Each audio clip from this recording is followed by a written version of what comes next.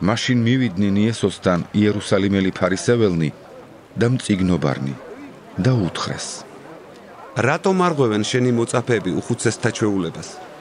რადგან ხელს არ იბანენ პურის ჭამის წინ? მან კი მიუგო მათ პასუხად: თქვენ რაღაცომ არღვევთ ღვთისმცნებას თქვენი ჩვეულების გამო?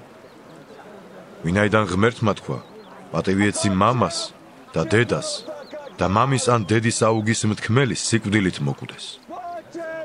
თქვენ კი ამბობთ, თუ ვინმე ეტყვის თავის მამას ან დედას, ეს შესაწირავია, რითაც შემგან უნდა გესარგებლაო. ამით პატივს არ სცემს თავის მამას და თავის დედას. ამრიგად თქვენ გააუქმეთ ღვთისმცნება თქვენი ჩვეულებით. თვალთ მაგცნო, კარგად წინასწარ მეტყველებდა ესაია თქვენზე, როცა ამბობდა: ეს ხალხი პატივს მცემს ბაგეებით, მათი გული კი შორს არის შემგან. ამაოდ მცემენ თაყვანს, რა კი ადამიანთა განკარგულებებს მოზღვრების მსგავსად ასწავლია.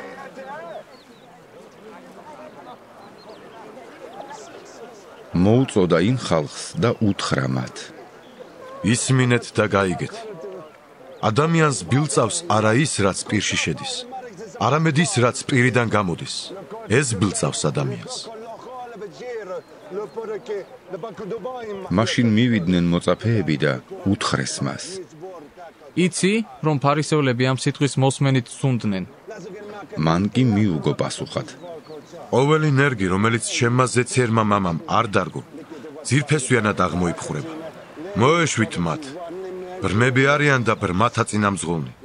ხოლო თუ ბრმას ბრმა მიყავს, ორივენი ორმოში ჩაცვივია. პეტრემ უთხრა მას პასუხად: გაგვიმარტა ეს იგავი. ხოლო მან უთხრა: ნუ თუ კიდევ არაფერი გაგიგებათ. ნუ თუ კიდევ არ გესმით, რომ ყველაფერი, რაც პირში შედის, მუცელს გაივლის და გარეთ გამოდის. ხოლო პირიდან გამოსული კი გულიდან გამოდის და სწორედ ეს ბილწავს ადამიანს. ვინაიდან გულიდან გამოდის ბოროტი ზრახვანი, მკვლელობანი, მრუშობანი, მეძაობანი, ქურდობანი, სრუმოწმობანი, გმობანი, სწორედ ეს ბილწავს ადამიანს. დაუბანელი ხელით ჭამა კი არ ბილწავს ადამიანს.